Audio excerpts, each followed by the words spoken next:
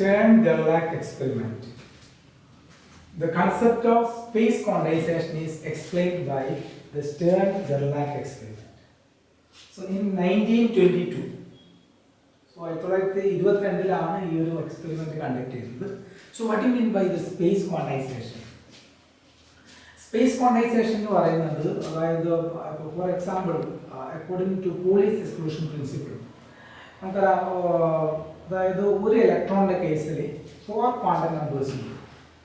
Okay, N, L, M, M, S. These 4 quantum number are the same. One electron, electron is 4 quantum number electron, then atom is electrically neutral. Atom is electrically neutral. Okay, so that's one quantum number of atom. Space quantization concept is a particular space in orientation, vibration. That means the space is quantized. For example, a particular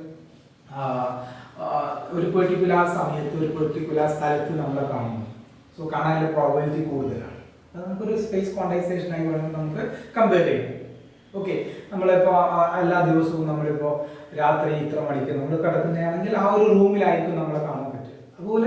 electrons orient spin particular orientation, particular space space quantization. So here experiment use silver atom. Okay, silver atom. Silver atom the outermost shell electrons are. Okay. So electrons the silver beam so S1, S2 narrow beam then this is magnetic field. This magnetic field is shape. This is shape non-uniform magnetic field applied. So here this is uniform magnetic field. Okay, this is shape uniform magnetic field. Okay, this is uniform magnetic field. So we have non-uniform magnetic field. Okay, that's the shape north pole, south pole set. Then this beam this magnetic field on this silver atom strike the off straight strike on the magnetic field on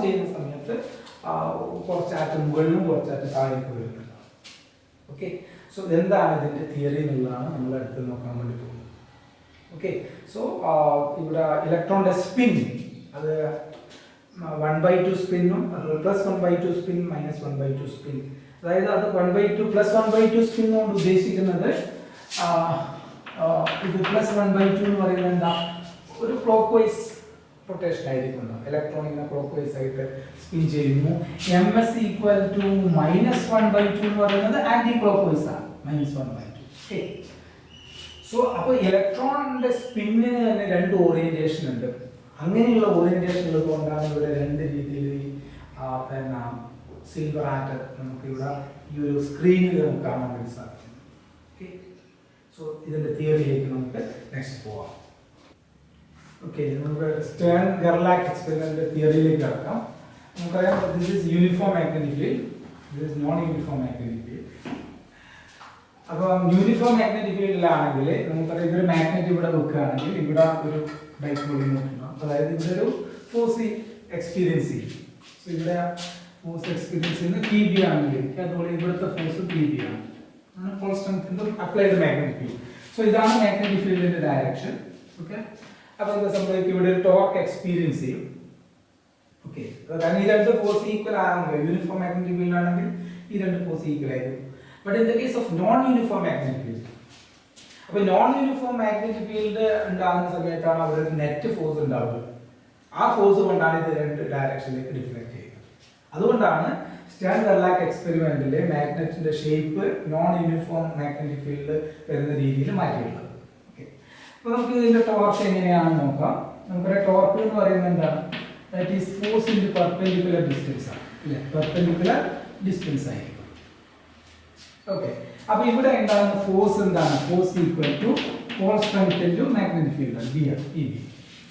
okay, അപ്പോൾ നമ്മൾ ഇവിടെ ഇത് വരയ്ക്കുകയാണെങ്കിൽ ഇവിടെ നമുക്കൊരു ഇങ്ങനെയുള്ള magnetic ഫീൽഡിൽ ഒരു മാഗ്നറ്റ് ഇങ്ങനെ വെക്കുകയാണെന്ന് വിചാരിക്കുക.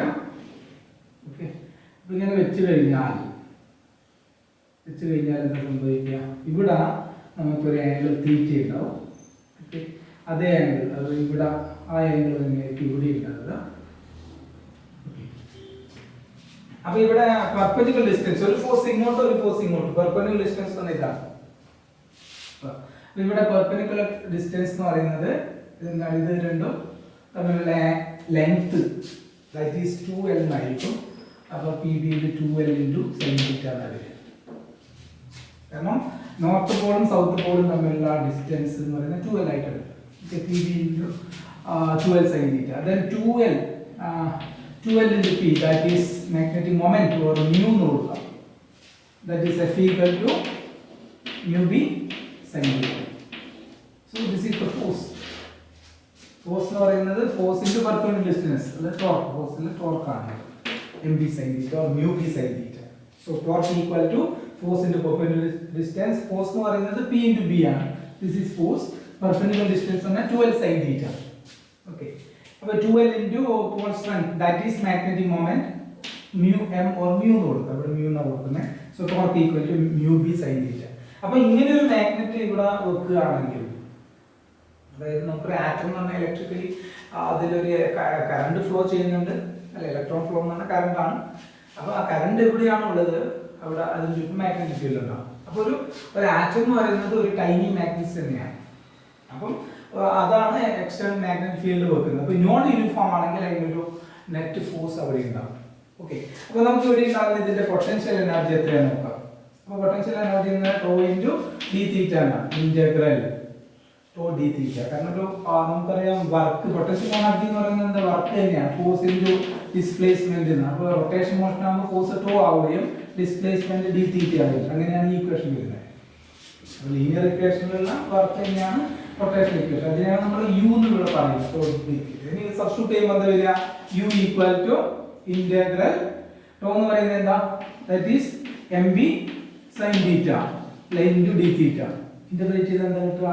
ആ മൈനസ് കോസ് തീറ്റ കിട്ടും. അപ്പോൾ എം ബി പുറത്തെടുക്കുക. Integral sine theta, integral sine theta D theta എന്ന് പറയുന്നത് എന്താ? That is minus cos theta. അപ്പോൾ എന്ത് വരും? U equal to minus M B cos theta, that is equal to U equal to minus M dot B എന്ന് വരും. M dot B, M or mu എന്താണ് ഉള്ളത്? നമുക്ക് എം ഓർ മ്യൂ, അല്ലെ? ഇവിടെ മ്യൂ എന്നാണ് നമ്മൾ എടുത്തിട്ടുള്ളത്. So mu, so u equal to minus mu dot b.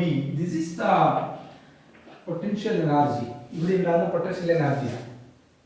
Okay, അപ്പോൾ സ്റ്റേൺ-വെർലാക് എക്സ്പെരിമെന്റിലെ non uniform magnetic field apply ചെയ്യുന്ന സമയത്ത് ഈ ഇവിടെ ഇതിനൊരു ടെൻഡൻസി ഉണ്ടാകും. ഈ ഇലക്ട്രോൺ ബീം അത് രണ്ട് ഡയറക്ഷനിലേക്ക് ഡിഫ്ലക്ട് ചെയ്യും. So U equal to this is the potential minus mu dot b. okay, we know that the force is negative gradient of potential. okay, അപ്പം f equal to ഇവിടെ z ഡയറക്ഷനിലാണ് നമ്മൾ variation വരുന്നത്. കാരണം x ഉം y ഉം direction uniform ആയിട്ടാണ് പോകുന്നത്. അപ്പോൾ മൈനസ് എന്ത് വരും? du by dz. Okay, then u എന്ന് പറയുന്നത് 2 ms mu b b ആണ്. mu b എന്ന് പറയുന്നത് ബോർ മാഗ്നറ്റോൺ എന്നുള്ളതാണ്. അതായത് ഒരു സിംഗിൾ ഇലക്ട്രോൺ ഉള്ള ഒരു ആറ്റത്തിന്റെ മാഗ്നറ്റിക് മൊമെന്റ് ആണ് mu b. ms എന്ന് പറയുന്നത് ദ മാഗ്നറ്റിക് ക്വാണ്ടം നമ്പർ, അതായത് സ്പിൻ ക്വാണ്ടം നമ്പർ എന്നുള്ള അർത്ഥത്തിൽ. then b എന്ന് പറയുന്നത് മാഗ്നറ്റിക് ഫീൽഡ്. ഓക്കെ, then നമ്മൾ ഇവിടെ ഫോഴ്സ്, അതായത് ഇവിടെ സബ്സ്റ്റിറ്റ്യൂട്ട് ചെയ്യുകയാണെങ്കിൽ f equal to minus d by dz of 2 ms mu b into b. Okay, അപ്പോൾ ഇവിടെ ഈ 2ms mu b കോൺസ്റ്റന്റ് ആണ്. അപ്പോൾ നമ്മൾ എന്ത് ചെയ്യും? F equal to 2ms mu b into dB by dz. Okay, so this is the force. അപ്പോൾ ഈ ഫോഴ്സ് എന്ന് പറയുന്നത് dB by dz ന് പ്രൊപ്പോർഷണൽ ആണ്. അപ്പോൾ dB by dz non uniform ആണെങ്കിൽ അതിനൊരു വാല്യൂ ഉണ്ട്. അത് യൂണിഫോം ആണെങ്കിൽ ഫോഴ്സ് 0 ആവും. അപ്പോൾ അതുകൊണ്ട് തന്നെ നമുക്കറിയാം ms എന്ന് പറയുന്നത് രണ്ട് വാല്യൂ ഉണ്ട്, +1/2, അതുപോലെ തന്നെ ms എന്ന് പറയുന്നത് -1/2. ഓക്കെ, അപ്പോൾ എന്താ സംഭവിക്കുക? ഇവിടെ dB by dz ന്റെ വാല്യൂ മാറുന്നതിനനുസരിച്ച് നമുക്ക് ഇത് fs ഈ ms ന് +1/2 കൊടുക്കുകയാണെങ്കിൽ നമുക്ക് എങ്ങനെയാണ് ഫോഴ്സ് ഉണ്ടാവുക എന്നുള്ളത് നോക്കാം. ഇവിടെ ഉണ്ടാകുന്ന force F equal -2ms mu b into dB by dz. Okay, ഇനി ഇവിടെ ms എന്ന് പറയുന്നത് 1/2 ആണെങ്കിൽ എന്തായിരിക്കും? ms ഇവിടെ 1/2 ആണ്, +1/2 ആണ് ഇരിക്കുന്നത്. അപ്പോൾ അങ്ങനെയാണെങ്കിൽ ഫോഴ്സ് എന്ന് പറയുന്നത് ഈസ് ലെസ് ദാൻ 0 ആയിരിക്കും. ഇവിടെ 1/2 എന്ന് കൊടുക്കുമ്പോൾ ഇത് ക്യാൻസൽ ആവും. ഓക്കെ, അങ്ങനെ ക്യാൻസൽ ആകുമ്പോൾ അത് നെഗറ്റീവ് വാല്യൂ വരുന്നുണ്ടാവും. ഓക്കെ, ഇവിടെ ms ന് 1/2 കൊടുക്കുമ്പോൾ F equal എന്താ വരിക? -2 അല്ലേ? പിന്നെ 1/2 into mu b into dB by dz. That is 2 cancel. അപ്പം F മൈനസ് ആവും, ലെസ് ദാൻ 0. ഓക്കെ, അപ്പോൾ ആ സമയത്ത് എവിടെയാണ് ഫോഴ്സ് എക്സ്പീരിയൻസ് ചെയ്യുന്നത്? ഈ ബീമിങ്ങിനെ വരികയാണെങ്കിൽ ഓക്കെ, ഫോഴ്സ് ഇതാ ഇങ്ങനെ താഴോട്ടേക്കാണ് അത്തരം ഇലക്ട്രോൺസിന്റെ എക്സ്പീരിയൻസ് ചെയ്യുക. അത്തരം ആറ്റം ഇവിടെ വന്നിട്ടാണ് സ്ട്രൈക്ക് ചെയ്യുക. But in the case of ms equal to -1/2, അത് ഇവിടെ സബ്സ്റ്റിറ്റ്യൂട്ട് ചെയ്താൽ എന്താ വരിക?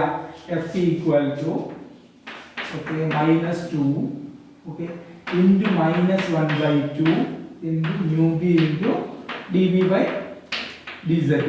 നമുക്ക് ഈ മൈനസ് പ്ലസ് ആയി ഇതിന് മനസ്സിലാക്കാം. അപ്പോൾ F is greater than 0, force 0നേക്കാൾ കൂടുതലായിരിക്കും. സോ അത് ഇങ്ങനെ വന്നിട്ട് ഇവിടെ സ്ട്രൈക്ക് ചെയ്യും. അപ്പോൾ ഇവിടെ ms എന്ന് പറയുന്നത് +1/2, ഇവിടെ എന്തായിരിക്കും? ms എന്ന് പറയുന്നത് -1/2.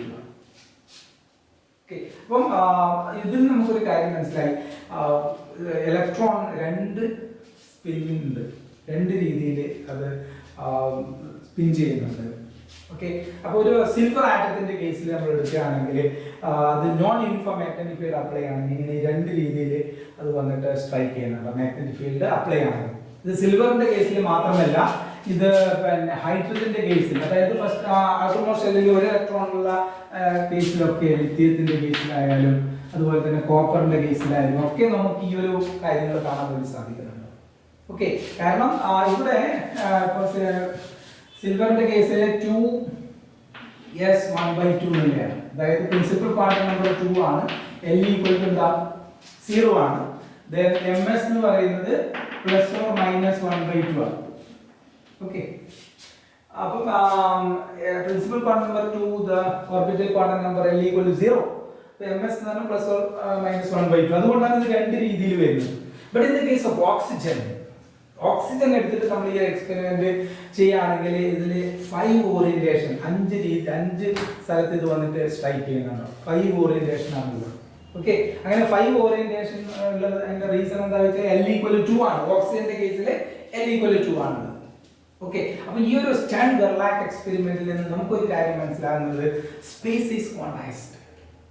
അതായത് നമ്മൾ വിചാരിക്കുന്നത് ഇലക്ട്രോൺസ് എന്ന് പറയുന്നത് അതിനെ തോന്നുന്ന പോലെ അതിനെ ഓറിയന്റ് ചെയ്യാൻ പറ്റില്ല. അതിനൊരു പെർട്ടിക്കുലർ നിയമങ്ങളുണ്ട്. ആ ഒരു പെർട്ടിക്കുലർ എനർജി ലെവലിൽ, പെർട്ടിക്കുലർ പ്രിൻസിപ്പൽ ക്വാണ്ടം നമ്പറിൽ അതിന് ഓറിയന്റ് ചെയ്യാൻ വേണ്ടിയിട്ട് ഒരു പെർട്ടിക്കുലർ ഡയറക്ഷൻ അസൈൻ ചെയ്ത് കൊടുക്കുന്നു.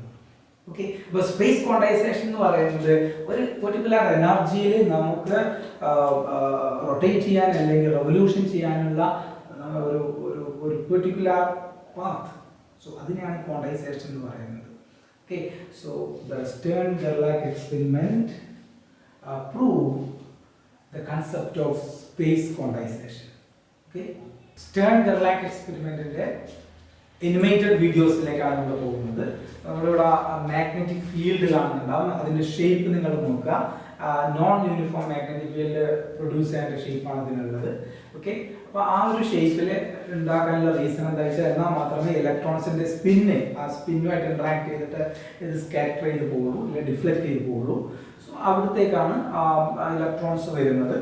ഓക്കെ, ഇപ്പോൾ സിൽവർ ആറ്റത്തിന്റെ കേസിലാണെങ്കിൽ സിൽവർ ആറ്റത്തിന്റെ ഇലക്ട്രോൺസ് വരുന്നു. അപ്പോൾ അതിൽ +1/2 ഉള്ളതിന്റെ മുകളിൽ എന്താ സംഭവിക്കുക, അവിടെ ഡിഫ്ലക്ഷൻ ഉണ്ടാവുന്നു, താഴത്തേക്ക് ഡിഫ്ലക്ഷൻ ഉണ്ടാവുന്നു. അതുപോലെ തന്നെ -1/2 എന്ന് പറയുന്നത് ആ സ്പിന്നുള്ള ഇലക്ട്രോൺസ് മാഗ്നറ്റിക് ഫീൽഡുമായിട്ട് ഇന്ററാക്ട് ചെയ്ത് മുകളിലേക്ക് ഡിഫ്ലക്ട് ചെയ്ത് പോകുന്നു. സോ അപ്പോൾ ആ രീതിയിൽ ഇപ്പോൾ ഡിഫ്ലക്ഷൻ നമുക്ക് കാണാൻ വേണ്ടി സാധിക്കുന്നുണ്ടാവും. ഓരോന്നും മുകളിലും താഴത്തേക്ക് ഇങ്ങനെ പോകുന്നത് കാണാൻ വേണ്ടി സാധിക്കുന്നുണ്ടാവും.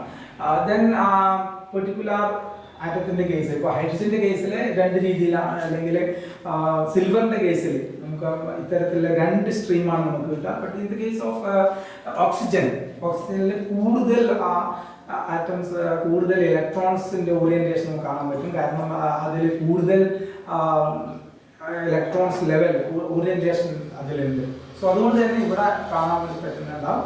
ദെൻ അതിനുശേഷം നമുക്ക് എന്ത് ചെയ്യാൻ വേണ്ടി പറ്റുന്നുണ്ട്, അതിന്റെ സ്പിന്ന് +1/2 -1/2 സ്പിന്ന് നമുക്ക് അവിടെ വേർതിരിച്ച് കാണാൻ വേണ്ടി പറ്റുന്നുണ്ടാവും. Okay, so Stern-Gerlach experiment proves the concept of spatial quantization. The space is quantized.